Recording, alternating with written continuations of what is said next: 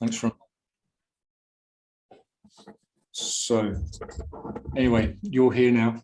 You're the ones that are going to be doing this, and I don't think this goes out to the public in general at large, this information. So really, you know what I've said. So the diaphragmatic in-breath is a very simple technique. We'll just try it sitting down rather than me trying to go into too much theory.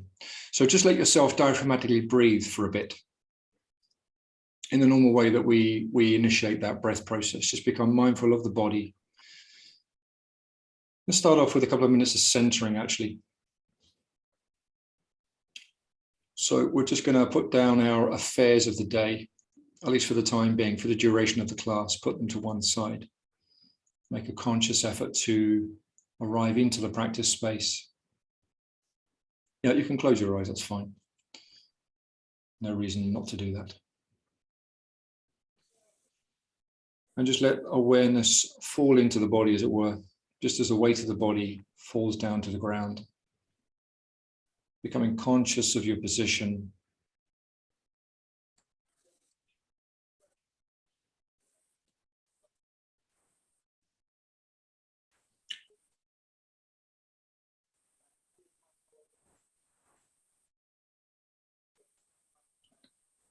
Aware of your body as it is right now, with all of its peculiarities, with its energies that are flowing through the body, with its sensations, whatever they are.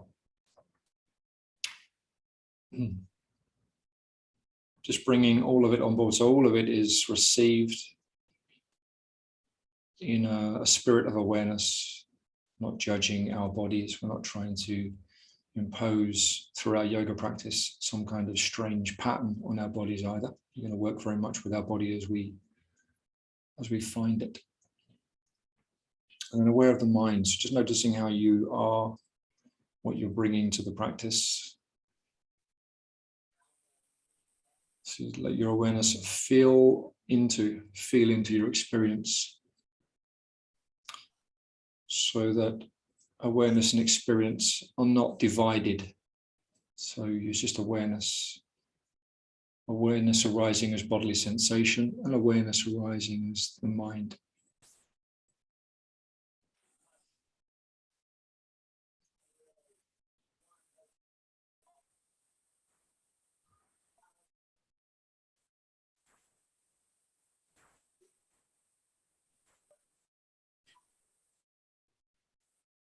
And then let your attention go more towards the breathing now. So we're consciously breathing with the diaphragm.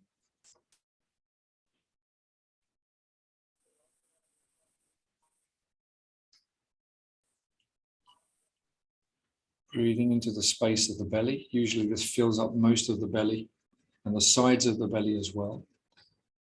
So the transverse abdominal region, as well as the front of the belly. Just a few more breaths, just noticing that simple sense of expansion.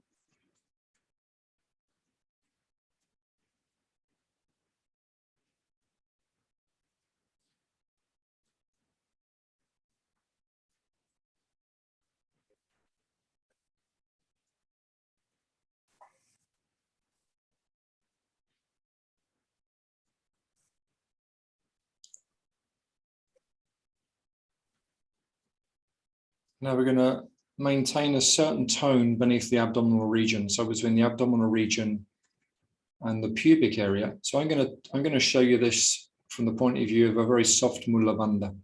We're not going to engage the perennial floor. We're not going to do these extreme kind of processes of engaging the anus. And just focus on the area between the navel and the pubic area. Just like to encourage you to explore this, okay? And just maintain a tone there. So as you're breathing in now, you're doing the opposite. You're not letting the belly flow forwards and expand. You're maintaining it back in. Okay. So keep a gentle tone, not a forced tone.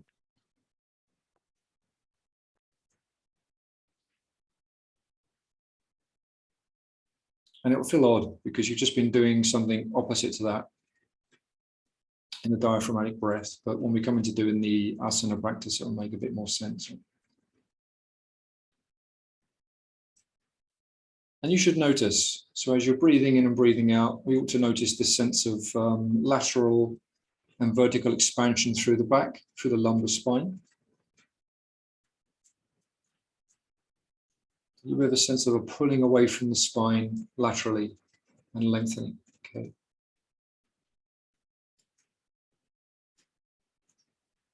Well, hopefully you're getting a feel of that.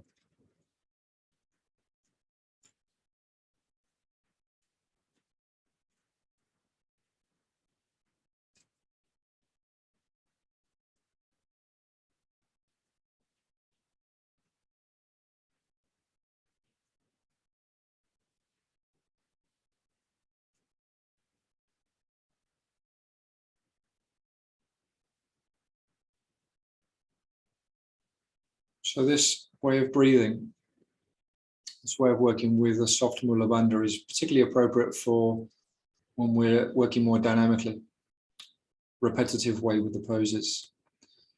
But it also works in the context of the poses as a more static practice as well, not in quite the same way. Yeah.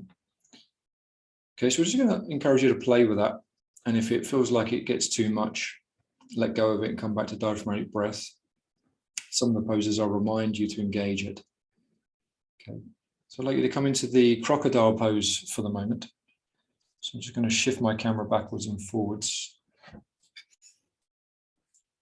Crocodile pose, Makarasana, is a forward lying pose. So you need to come down onto the floor, open the feet as wide as you can.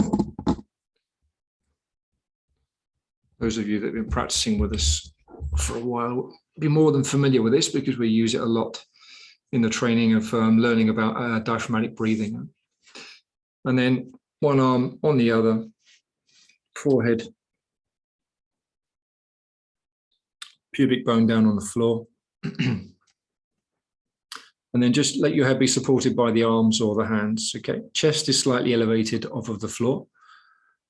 Pubic bone and belly are down on the floor.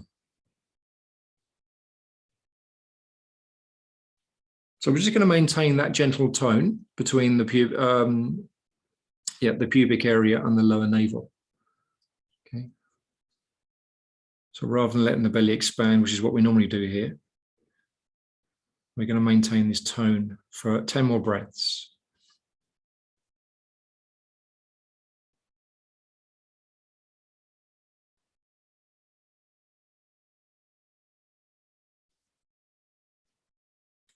So letting the awareness be acutely aware of what's going on in that area. Keep it as the focal point for now. We'll be a bit more focused in our awareness practice to start with. And as we go on, we can relax a bit more and broaden out. So start off with points of specific awareness.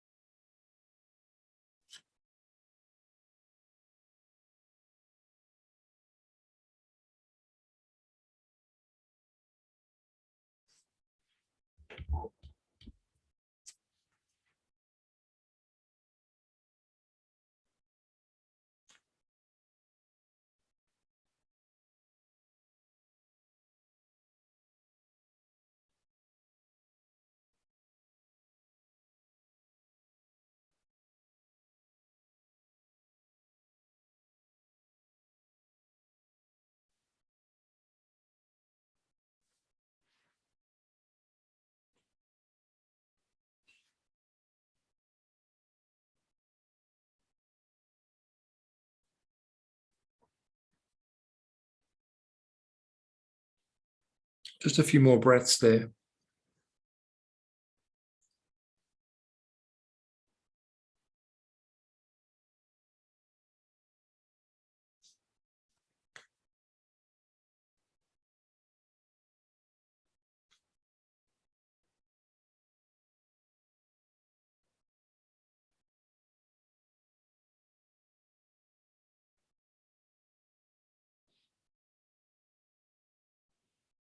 And I'd like you to lift the head and move the hands forwards so that the thumbs touch and the index fingers touch, and you make a sort of diamond shape out of the arms. We're going to come into an easy form of Bhujangasana.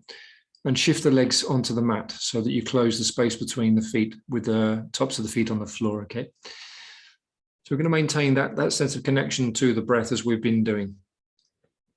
And then I want you just to make a gentle effort to press the pubic bone down to the floor and lift through the chest, okay? Pressing down through the arms. And you're going to make an effort to maintain this form of breathing. So you're just tonifying the area, not forcing it in. Engaging the legs towards the feet, so extend out gently through the legs from the hips. And the pubic bone descends and yields onto the floor. So we give the pubic bone to the floor.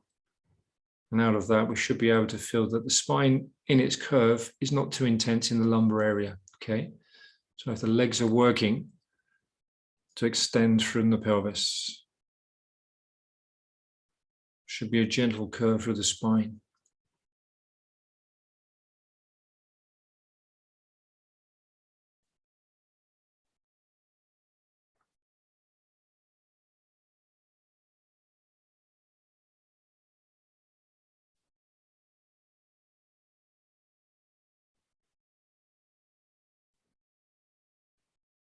So some of our practice will be working more deeply into the poses through static holding, and some will be a bit more dynamic.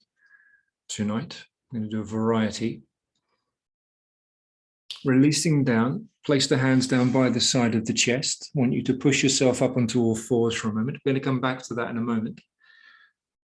And then we're going to practice the cat-cow pose. So filling the body, lifting the spine, and releasing the spine, lifting the head, lifting the pelvis. Okay. So reversing the shape of the spine. Again, keep that gentle tonification in the lower belly.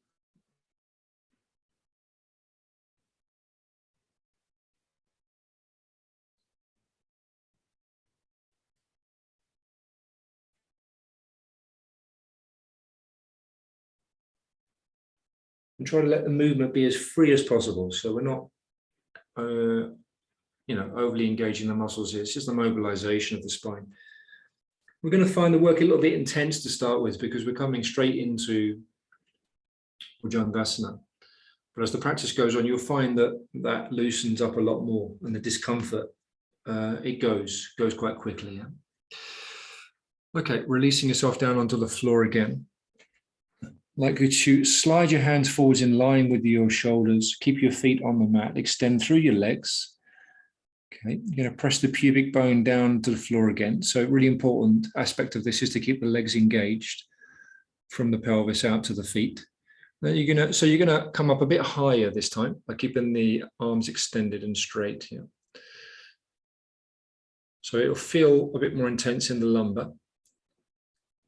If you've got known lumbar problems, then don't come up so high. If you're a bit more practiced, you can walk the hands even a bit more closer towards the body, but still keeping the pubic bone and the pelvis down on the floor. Okay.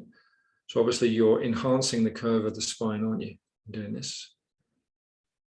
So find a workable position. Keep the legs active. And we're going to engage this breath again. Yeah. So the buttocks are working a little bit, but not too much. Not overly working the buttock area.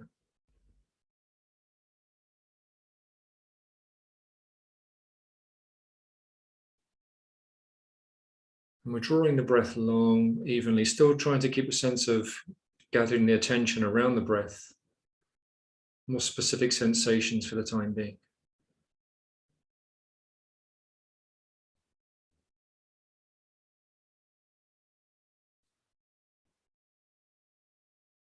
Resting the face and the jaw and the eyes, keeping a soft gaze forwards. Attention on the breath.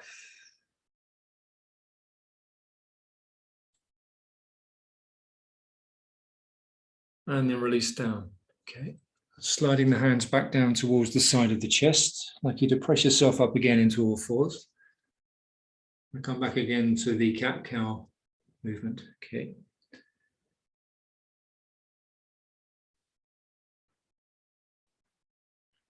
You probably feel the spine, just, noticing that already a little bit. A bit of discomfort in the lumbar, perhaps. Don't worry too much about that.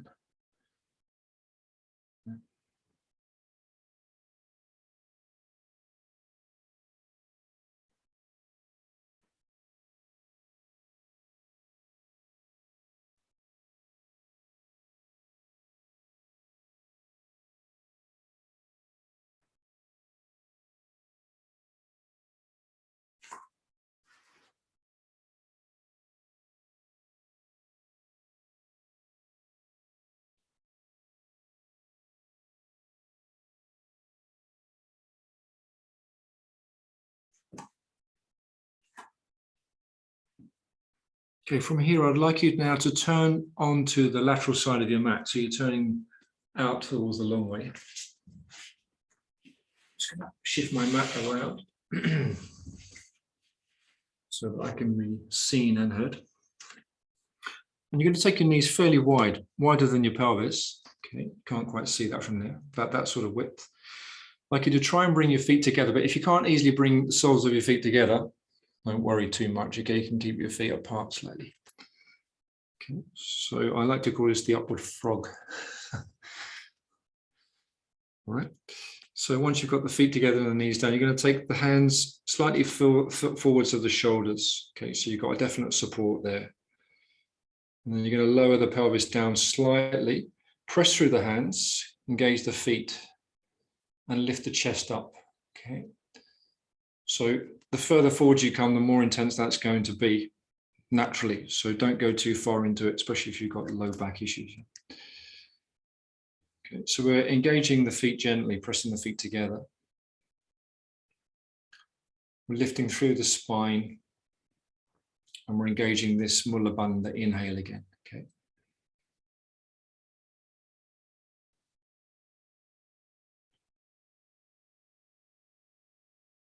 So if you're sitting too far back, you won't have much of a sense of the spine working here. That's why the feet are further back. Keep the pelvis forwards. Okay. So you're breathing through the spine, keeping the Mula Bandha breath engaged.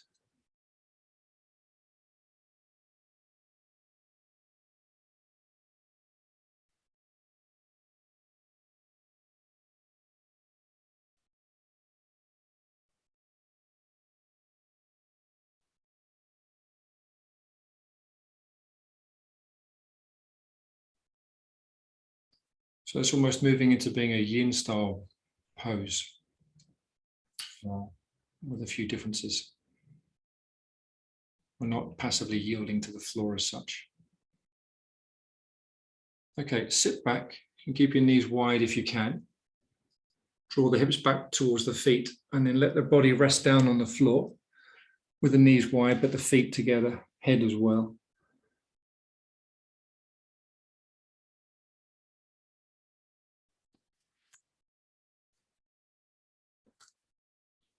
Your groins will be stretched a little bit here. So you'll be aware of those sensations in the groins towards the knees.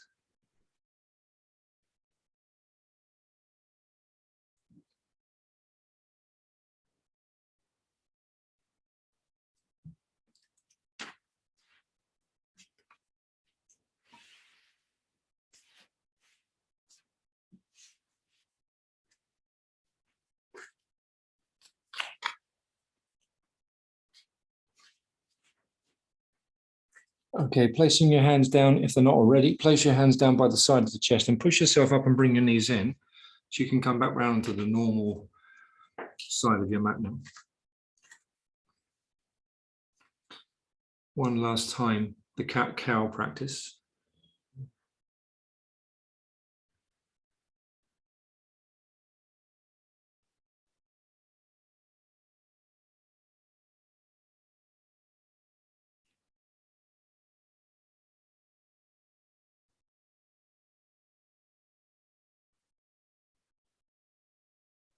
Drawing up the spine as high as you can, emphasizing lifting through the whole spine, not just the lumbar. Yep.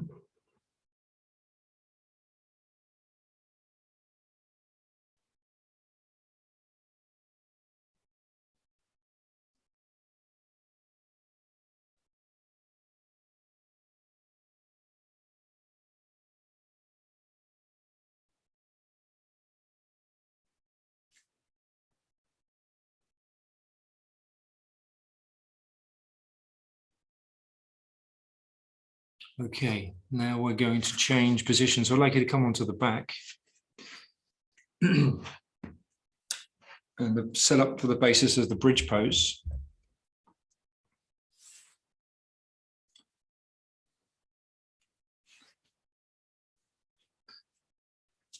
Feet placed back just beneath the heels. Heels placed just underneath the knees. Have your hands down by the side of your body for now. There's no need to take the hands anywhere else. Just have them down by the side. Okay. Feet at the same distance of the hips.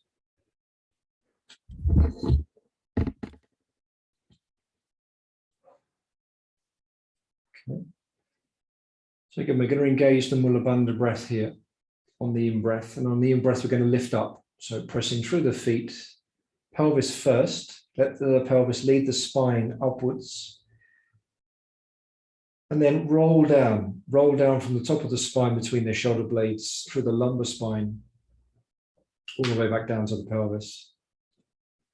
And do this 3 times, okay? So just lifting the pelvis towards the shoulders.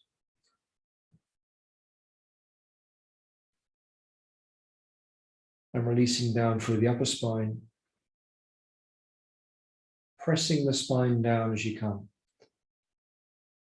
And once again, lifting through the pelvis towards the tops of the shoulders. The 3rd time we come up, we're going to hold the position, walking your shoulder blades under a little bit just to adjust so that the weight falls more cleanly onto the tops of the shoulders. Place your hands down on the floor and then press away through the feet, lifting the hips, using the thighs more than the buttocks. So we can use the buttocks, but not so much as we use the legs. Huh? So use the energy of the legs. Chin floating away from the upper chest so that the upper chest is free, the throat is free. Grounding the feet.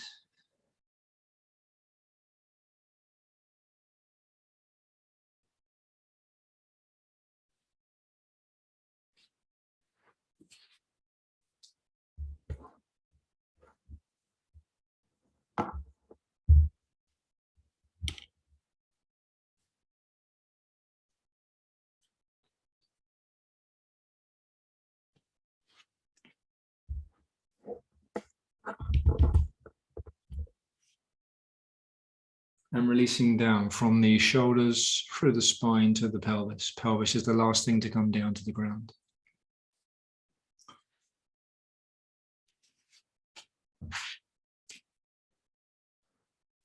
Bring your knees to the hands to the knees, and 5 times just do some smooth, very easy movement backwards and forwards towards the chest and away from the chest.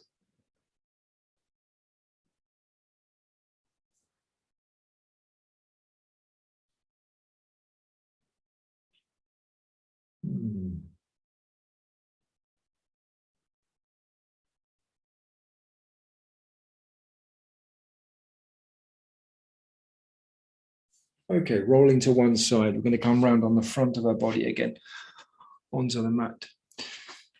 So what's interesting about the spine is that if you work very specifically like this, you notice the effects of the practice go throughout the whole body. Okay, they don't just stay in the spine. Because we're working through the neural links to the spine to the rest of the body. Okay, hands down on the floor, spread your fingers, take the weight to the outer edge of the hands a little bit more, tuck your toes under, and we're going to press up into the downward facing dog pose. One smooth movement, keeping the heels lifted initially, broaden the base of the feet as well.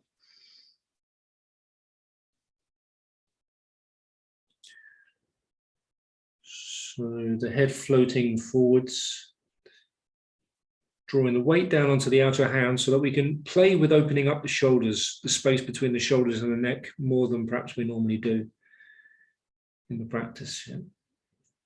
Gentle rolling out of the arms, creating a bit more space between the navel and the pubic bone, and the sides of the body lengthening to the waist, to the hips.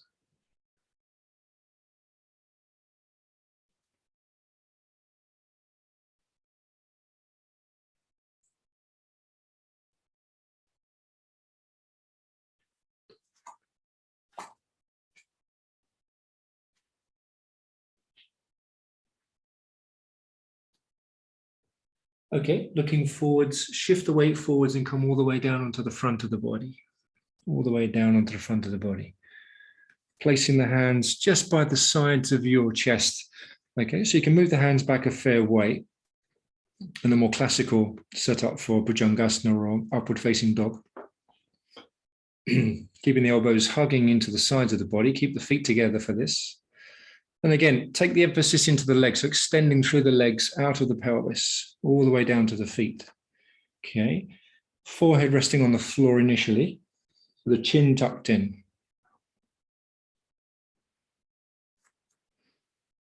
Okay, on an in-breath, we're going to lift the head. And as we lift the head, we look to the one side. So we go look to the left side. Exhale, come back to the center, release the head down. Mula Bandha, inhale, lift the head, look to the right side. Exhale, come forwards and down. Okay. So your lifting starts right from the feet, looking to the left side on the in-breath, back to the center, exhale and down.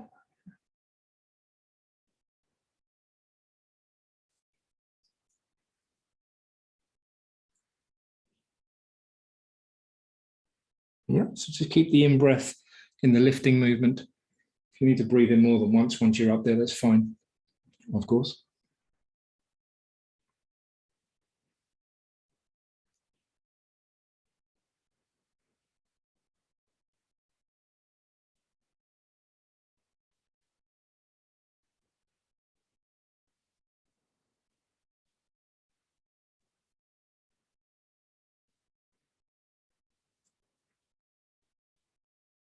Okay, I'm resting the head down to one side for the moment.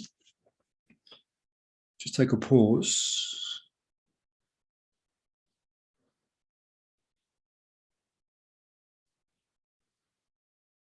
So you can rest the head to one side and place the arms down on the ground as well.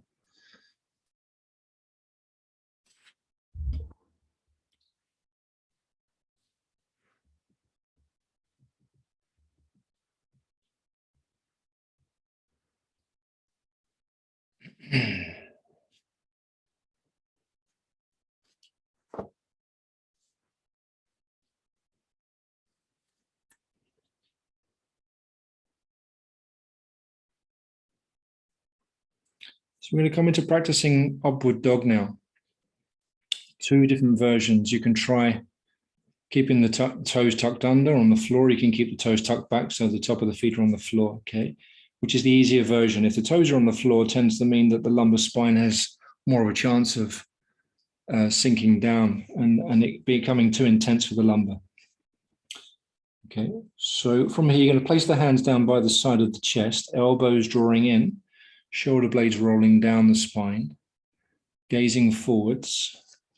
Okay, engaging the legs, lifting the arms, pushing down through the hands, sorry, lifting the chest and drawing up. So as you draw up, you shouldn't feel that you're somehow turning the lumbar spine into a hinge device. Right? So with the legs engaged and the breath engaged in this way, you should feel that you're lengthening out of the pelvis through the body. Okay, turning the gaze up if you want. Chin draws forward, lengthen the throat.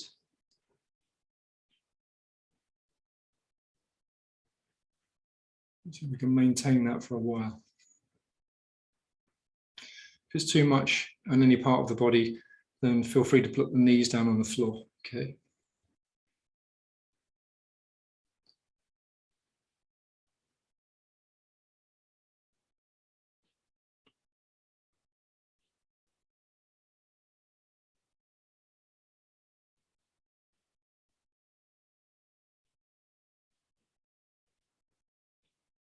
Okay, placing the knees down, drawing the pelvis back, all the way back to the heels, and come back into child pose with the hands forwards.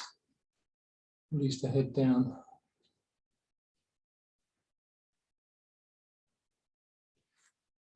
And just take stock there for 10 breaths. We can let go of the Mula Bandha breath for a moment.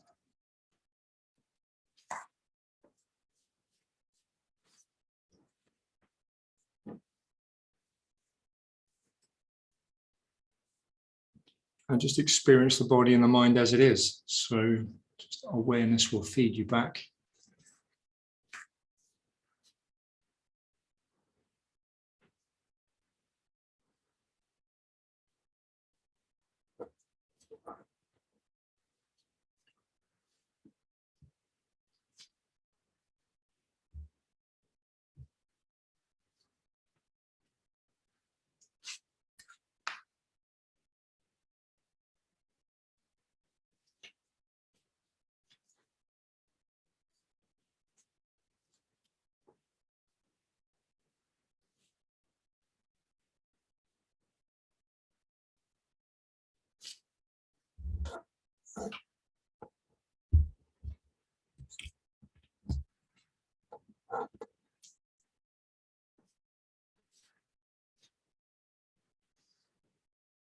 Okay, shifting the weight of the body forwards again, tuck the toes under. I'm going to return to downward facing dog just as a transition.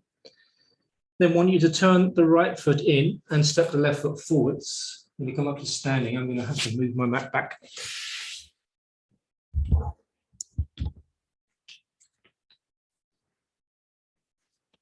Okay. So right foot.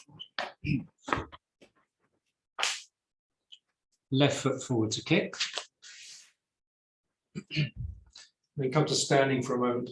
Just going to lose my head there in the camera, but don't worry too much. Wide stance, got the pelvis facing forwards.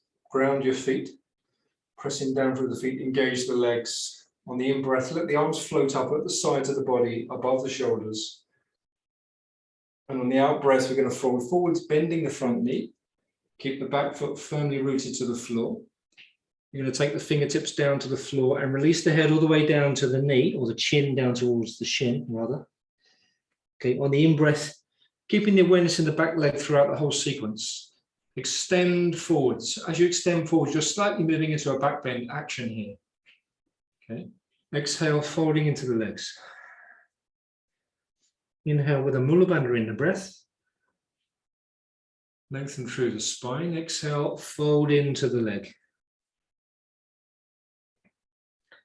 Once again, Mula Bandha in breath. Lengthen the head forwards, the spine, lengthening from the base. Exhale, folding into the leg. Press down through the front foot. Keep the back leg aware and anchored. Okay. Inhale, hands come forwards, and we sweep up. Arms come down by the sides of the body. Okay, I'm going to do that once again. So on the in-breath, the arms float up by the side of the body, above the shoulders, palms facing in. Exhale, extend the hands forwards and bend the front knee. So the back leg stays straight all the while. You fold into the shin, bring in the chin towards the knee or the shin. On the in-breath, lengthening the spine, bringing the head forwards. On the exhale, you fold in again, looking to the shin. Once again, inhale, Mula Bandha in-breath, lengthening the spine, looking forwards. Exhale, folding in towards the shin. Okay. On the next in-breath, press down through the front foot. So this is really done with the power of the legs. Inhale, exhale. And from standing, we're going to change the position. So step your back foot forwards and other foot out. Like that. Okay, simple, quick adjustment to the other side. So left foot forward, right. Pelvis facing forwards. So a wide stance, as wide a stance as you can take that allows you to keep the pelvis oriented forwards. Okay. In breath, float the hands up. Slightly arching the spine as you let the shoulders float, the arms float out of the shoulders as you extend the arms up. Okay. On the exhale, bend the front knee, floating forwards. Keep the awareness in the back leg, so the back leg is anchoring the pelvis and the rest of the body. Folding into the leg. On the in-breath, lifting the head forwards, extending through the spine. Exhale, folding into the leg. Do that once again with a Mula Bandha in-breath. Inhale. Exhale. Okay, inhaling, coming all the way up. One smooth movement. Bring the hands above the shoulders. Let the hands come down by the sides of the body. Out breath. Okay. Your next in-breath, another Mula Bandha in-breath. Reaching up, so we're really encouraging the spine to lengthen out of the pelvis here. Exhale, folding forwards, one smooth movement, bring the head all the way down. Next in-breath, float the head forwards, engaging the spine to lift the head forwards. Exhale, folding in. Once again, lifting the head forwards, extending through the spine. Exhale, folding in. Mula Bandha in-breath, the strength of the front leg, pressing you up. Exhale, let the arms come into the sides of the body. Hands down, touching the tops of the legs. Next in-breath, float the hands up again. Exhale, folding forwards. Take the hands down to the floor, step your front foot back, come into the downward facing dog pose.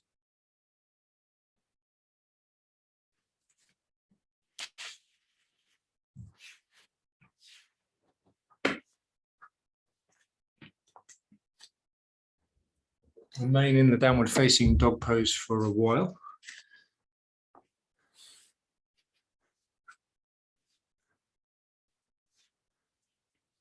Exploring, yielding through the hands and feet and lengthening from the ground. So yielding down, giving up the weight, then lengthening. Yielding, reaching, lengthening. So these are the three phases we can think about in the poses. Touching the ground, reaching out of the ground.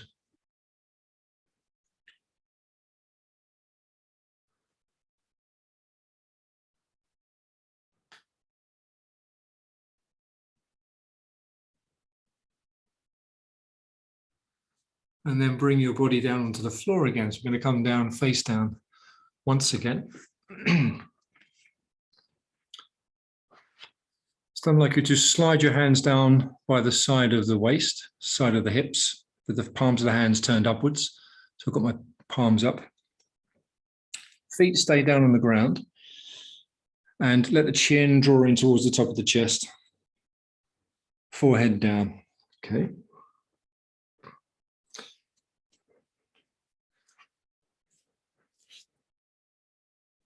Engaging the legs lengthening from the hips towards the feet. Hands pressing down just gently into the floor, just gently. On the in-breath, you're going to draw through the whole spine and lift the chest, head and shoulders, looking forwards. Okay, so most of the body stays grounded, but we activate the spine as if we were doing any other more kind of intermediate back bend. Yeah. Looking forwards, breathing through the Mula Bandha in-breath. 4 more times.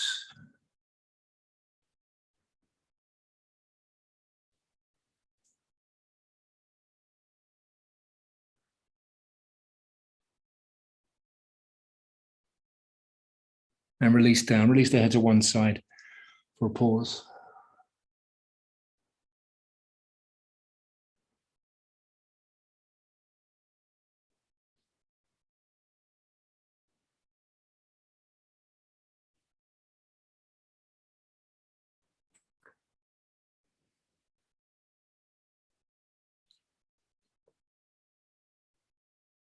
Okay, turning the palms of the hands onto the floor this time. So just rotate the arms around. Take the hands a bit further away from the sides of the hips and open your feet just slightly.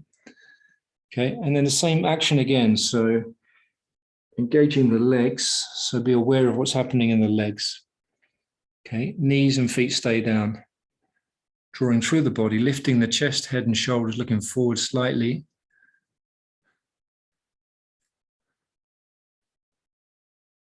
Mula Bandha breath 4 times.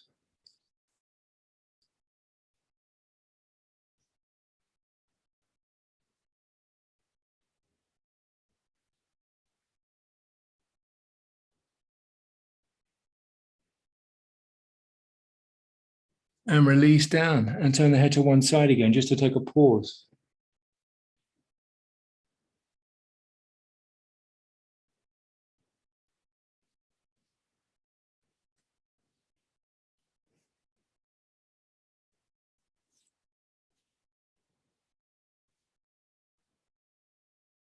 Okay, placing your hands down by your chest, you're going to press yourself up.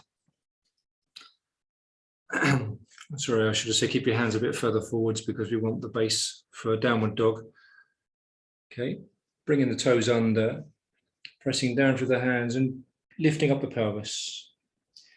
Keep the heels lifted. So keep the heels lifted away from the floor, pelvis extending up to the sky.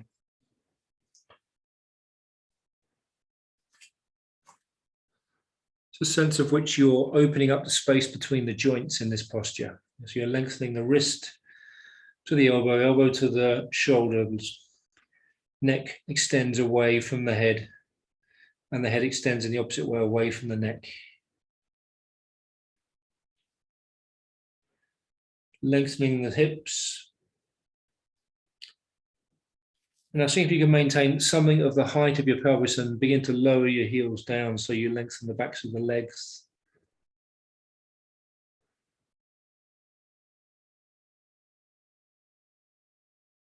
Engaging the thighs. And then keeping in the center of your attention your breath. So the Mula Bandha breath here is the main point of focus. Okay, everything happens around that.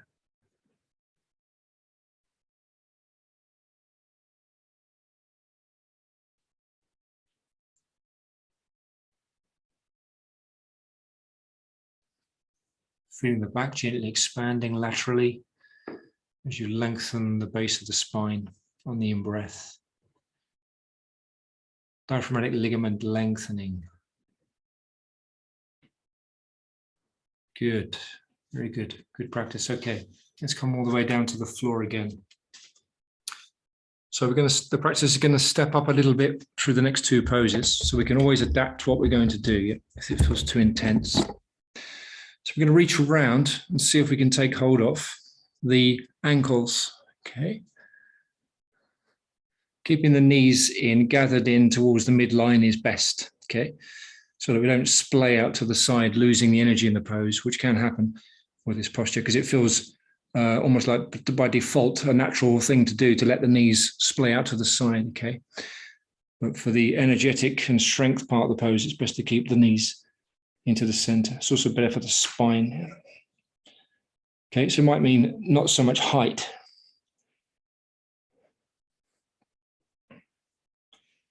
So this is a practice that involves all the bandhas really. Involves the Pada Bandha, Hasta Bandha of the hands and the feet, as well as Mula Bandha. So when you're ready, you're going to press your feet towards your hands and not do so much work with the arms. The arms are just helping you engage. But mainly the work comes from the thighs to help lift the chest. Yeah? See if you can come up using the Mula Bandha breath, holding it for as long as you can hold it, then release. Okay, I'm not going to count the breaths. And we'll do this a couple of times. So when you come down, have a pause, then come back into the posture again.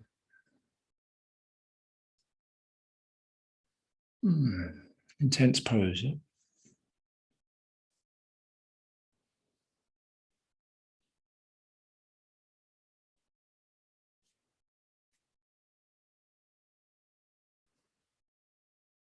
Good.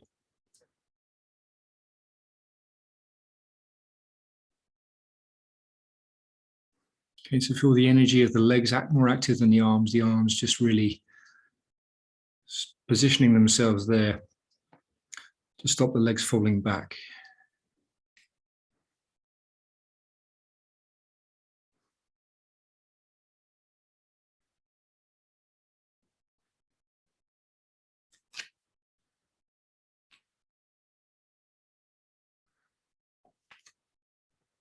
Okay, once you've done that twice, I'd like you to press up onto all fours, come back into downward facing dog. Sorry, not downward facing dog, child pose. And as you come back to child pose, tuck the pelvis under. Okay, so make an effort to bring the tailbone more under and through that way. So you round the lumbar the opposite direction, effectively. And then sit back as far as you can. Just take any position you want, any variation you want of child pose from there.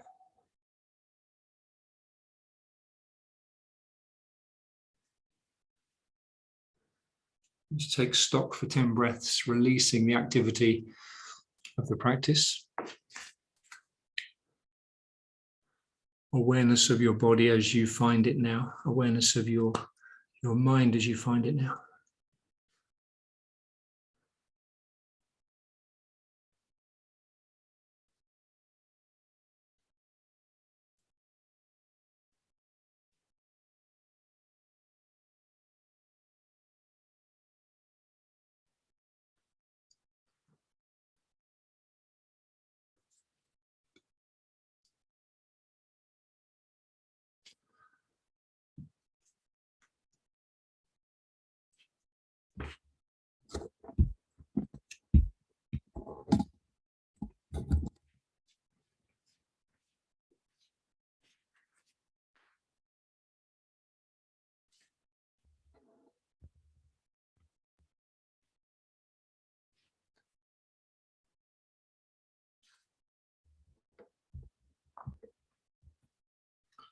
So we can let our awareness be much broader at this stage, just moving between different sensations in the body, different experiences in the body. And whatever comes up in the mind, we're just aware of that.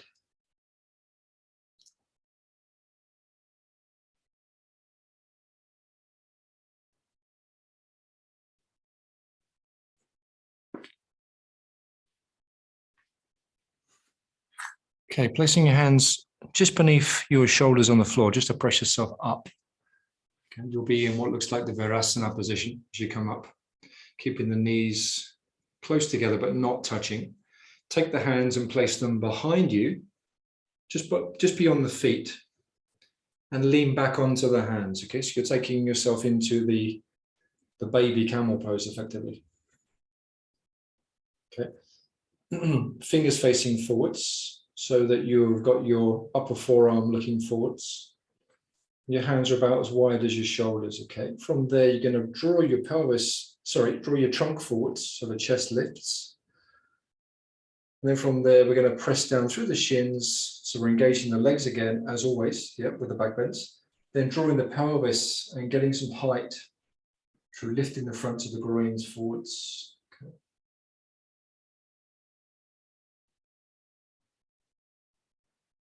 Engage the legs with the head.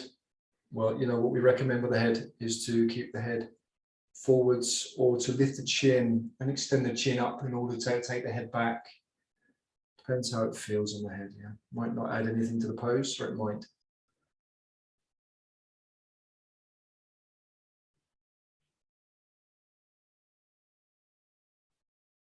Okay, release and come down for a moment. Take a pause in Verasana. So that's the important point with the peripheral parts of the body and how you use them. Does it add anything to the pose? Does it add anything to the practice or not?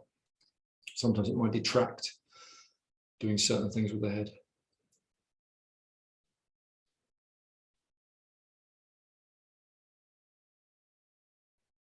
So you can see, right, the way we're practicing, we're involving the whole length of the body, the integrity through the length of the body. We're not just focusing on just the spine and the pelvis area.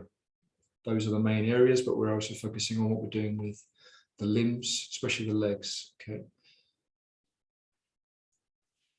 Okay, we're going to come into a bit more of an intermediate camel pose. So I'll just let you do this if you want. If you don't want to do this version, you can just feel free to do the previous version we just did, okay, if it feels too strong.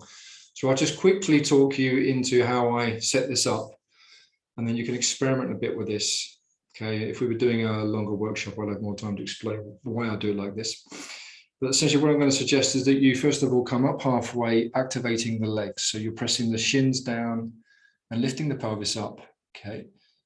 And the groins stay closed. In other words, the pelvis stays back initially. Okay, we don't throw the pelvis out into space yet, not yet. So keep the pelvis back, but the spine lengthening out of the pelvis. Okay, and then from here we're going to let the arms float up towards the sky. So I'll do the whole thing, so you can just see how I'm getting into this, and then you can try it from the top, as it were. And then from here, so what I try to do is get a sense of the arms floating out of the shoulders, like daffodils in the wind, as it were. So sort of floating quite effortlessly. Okay, the work is happening in the legs, the pelvis, and the spine. And then I'm going to come up higher Okay, I'm already forming the energy of the spine. So before I even go back, I've got my legs engaged and I'm activating the spine. And I'll take the hands back onto the heels from there. Okay, so if all that's in place, I should feel that I'm using my whole body in the posture. Okay. But if you don't want to do it like that, we can come up from with the hands on the heels. Allow that for now. Yeah, and you can press yourself forwards in that way as well. Okay, not quite the same pose, doesn't have the same effect.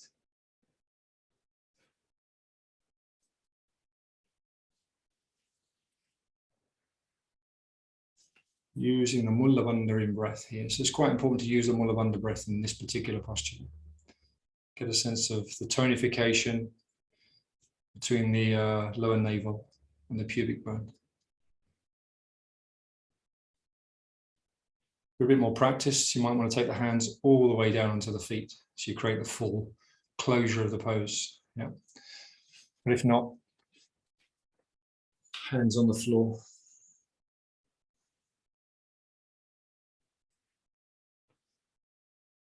Do that a couple of times, okay? And then we'll come back into child pose, but try and practice at least a couple of times.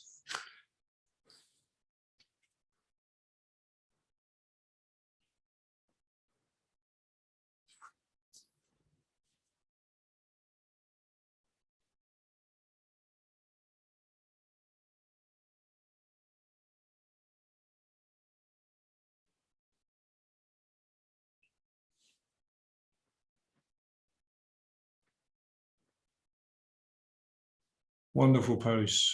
It's a wonderful group of postures, actually, on all sorts of levels. Okay, once you're done, then please just take yourself back into child pose with wide knees. So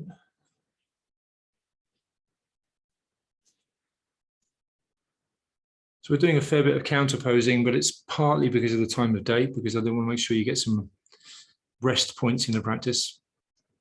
The last part of the practice now, we're going to start to change the mood. I'm going to do a bit more counter posing.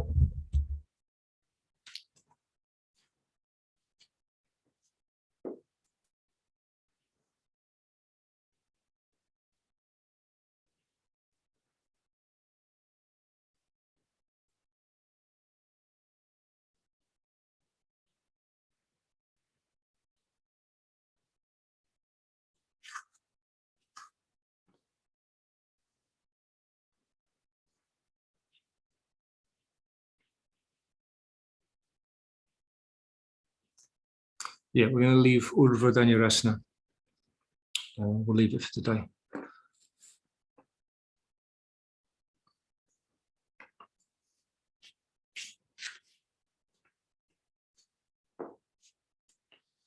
So, placing the hands on the floor, press yourself up and sit down and take your legs wide.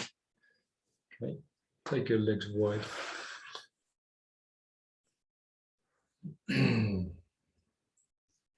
Some things now that are completely different, opposed to all the back bending work.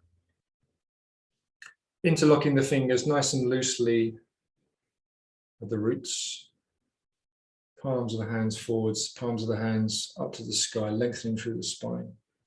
Engaging the legs.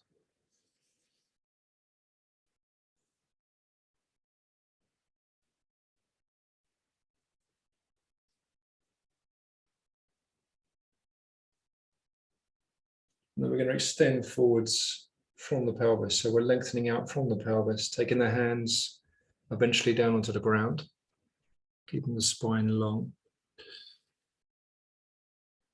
Okay, so just find your point where you feel the backs of the legs being sufficiently challenged, but stay back from your full stretch position. So keep it, as we like to say, submaximal, okay, 85, 90%.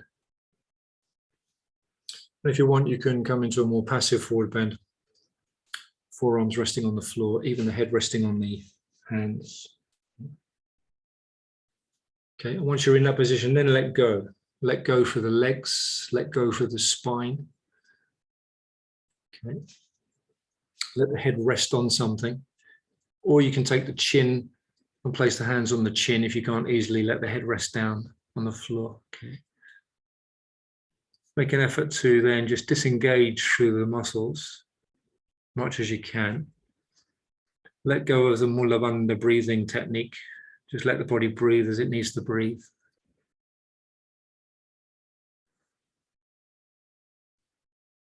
So it's a different kind of effort and a different kind of attention now in this part of the practice.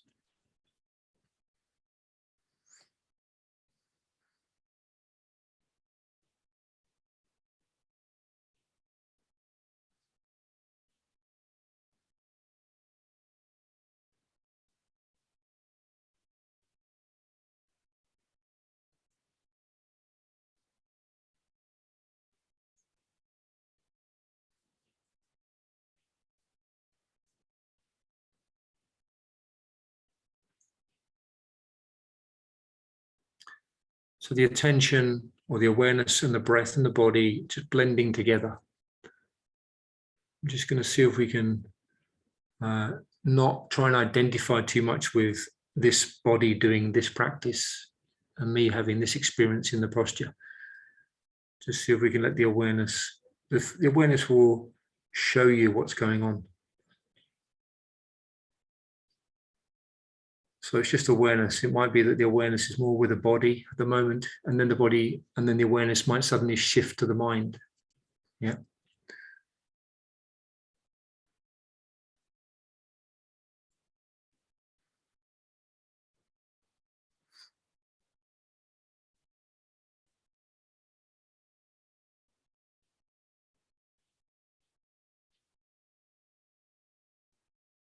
And we'll see if we can bring in a sense of releasing through the body even more. So another stage, there's always another stage in releasing through the body and releasing through the mind. Okay. We've not yet reached the end of that road.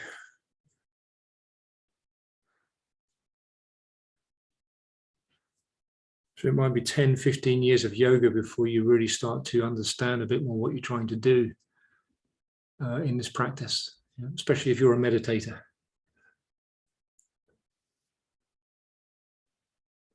So we're just going to let the patience be there as a practice as well. Patience with the body.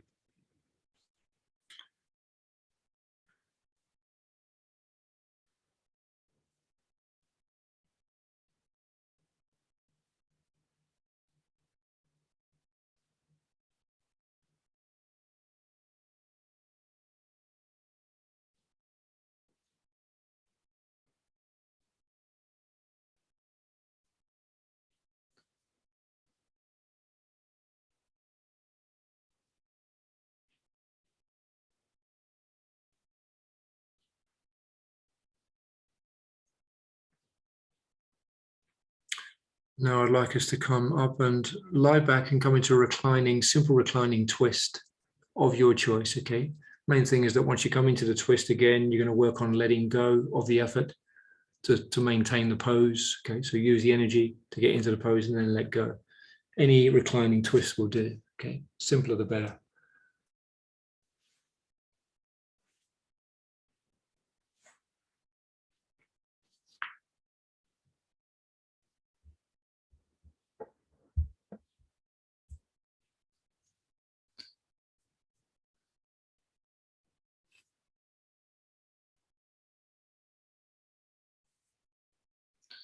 Once you come into the posture, let go of the formality of the posture. Just let the body be passive,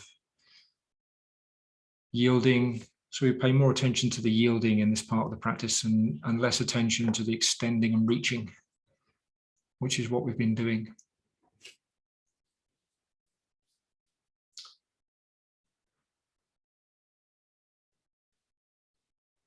Then your awareness associates with the body, now with the mind. Just noticing what's being registered, whatever sensations or movements of energy or temperature.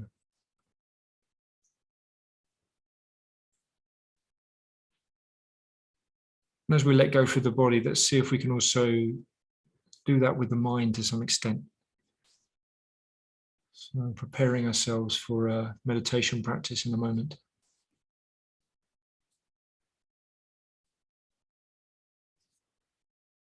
So So our head is filled with thoughts most of the time, which is not a problem in itself. But it is if we decide to get involved in every single thought that arises in the mind and play it out, elaborate upon it. So just see if we can, as we're practicing with the body now, just see if we can give our mind a bit of space. So thoughts come and go, they always do, they always have done. And they only really hang around if we decide to initiate engagement with them. Otherwise, they will just go on their way.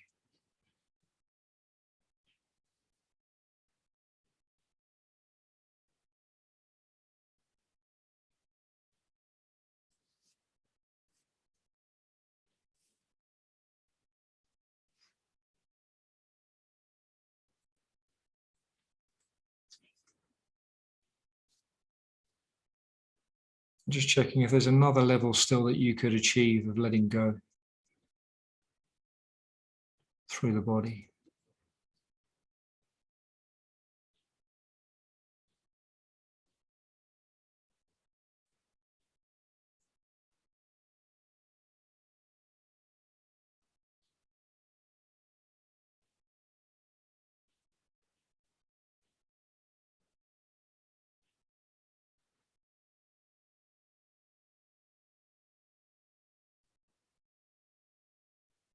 I'd like you to change sides now, just using as little energy as possible as necessary to get to the other side.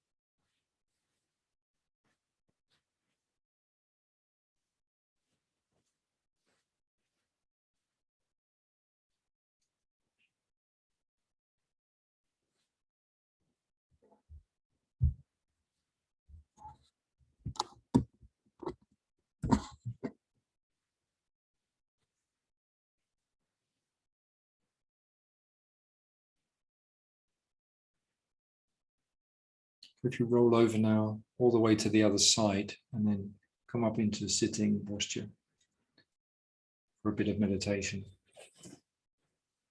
I invite you to make yourself comfortable in the sitting posture.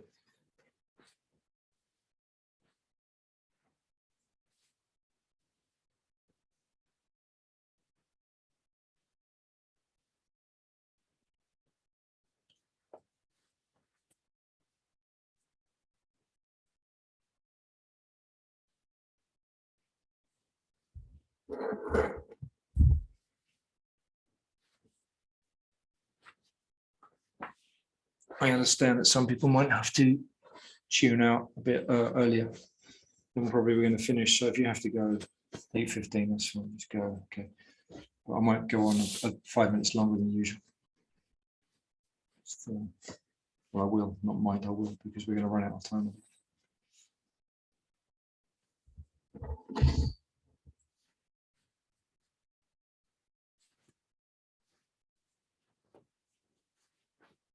Comfortable position, spine,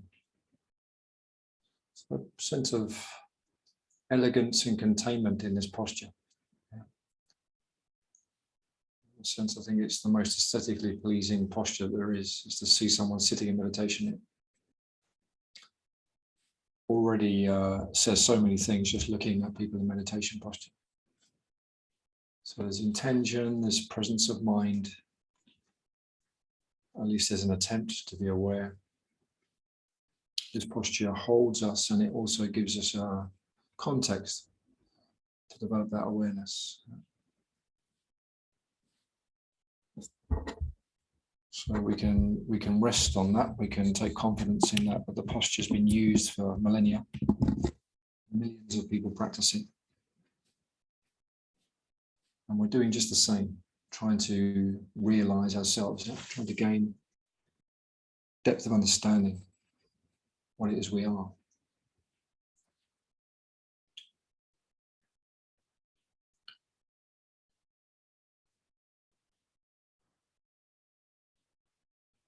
So we're going to carry on for this session doing a practice of non-doing, in a sense of we're not going to try and pursue concentration. Although if you're feeling quite concentrated, we'll just let that unfold. That's absolutely fine. Otherwise, just going to encourage us to keep an open awareness.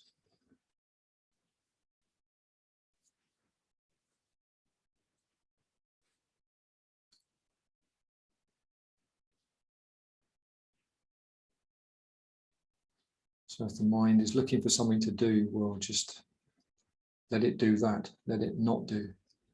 In a sense, letting go of the tendency to try and chase something.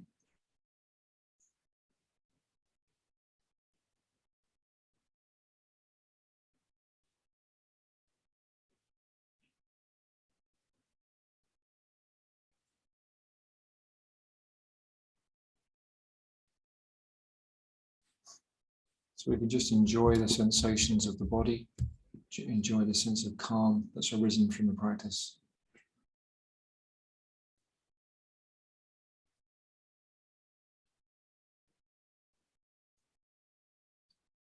In the field of our experience, which is quite broad and busy, we're just going to simply know when something's happening. So we just know when we're experiencing the body.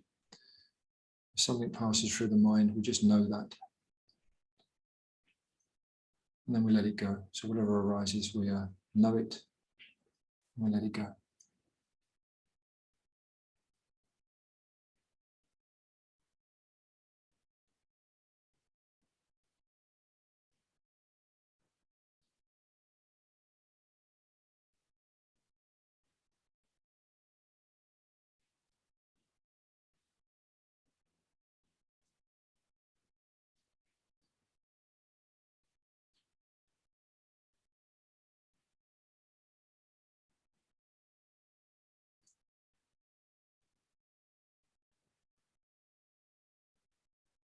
Sense of ease, sense of presence.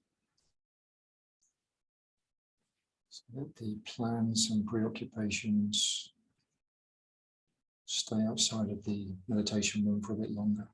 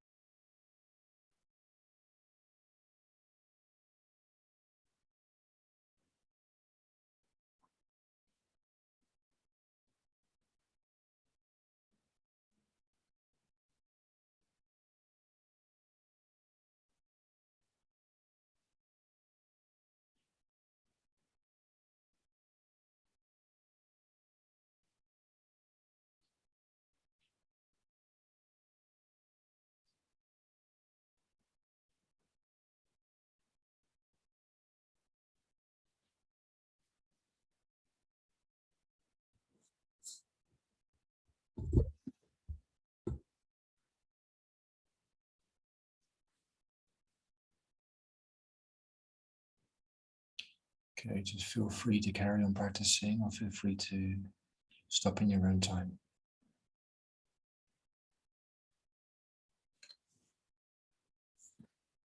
Thank you, everybody.